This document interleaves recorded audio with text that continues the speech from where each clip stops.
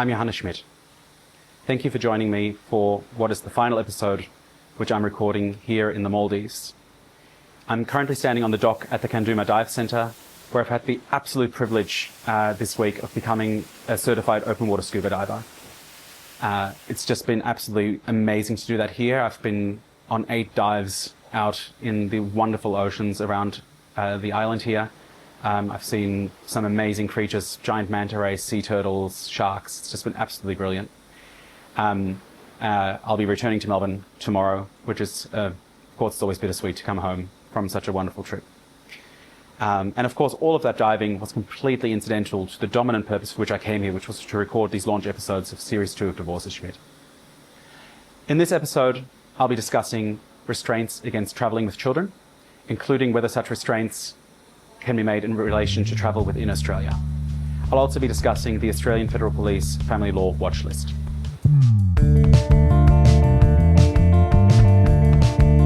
As I discussed in earlier episodes, once a parenting order is in place in relation to a child, or even an application has been made in relation to a child, the default position is that it's an offence to remove the child from Australia without a court order or authenticated written consent of the other parties.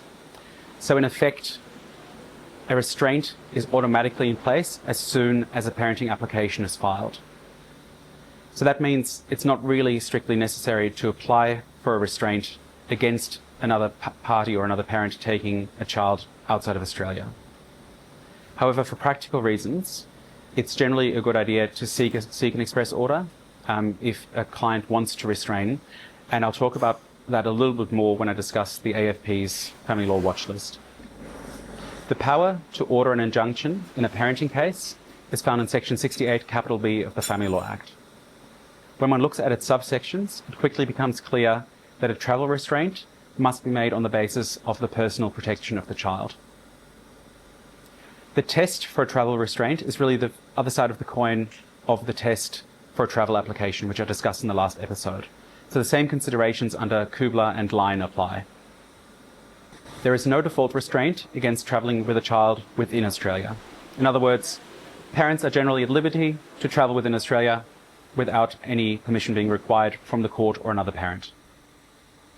And really that makes sense, because as long as the child remains within Australia's borders, it's within the reach of the court. And that means the court can, in appropriate cases, make a recovery order, and the Australian Federal Police can execute a recovery order.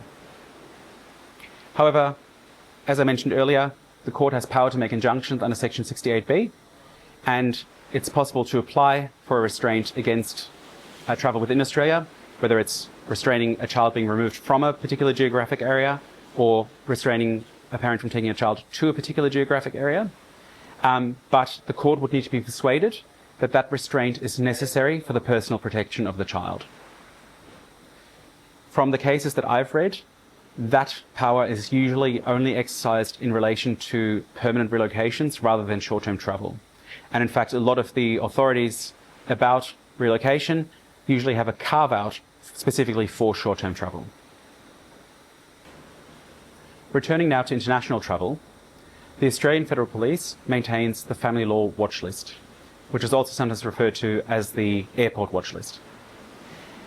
When a child is on the Family Law Watchlist, and the child is about to leave Australia, so typically when the child is taken through passport control at an airport or a seaport, the watchlist automatically triggers an alert to the AFP, and generally that will mean the child cannot travel through passport control and won't be allowed to leave the country.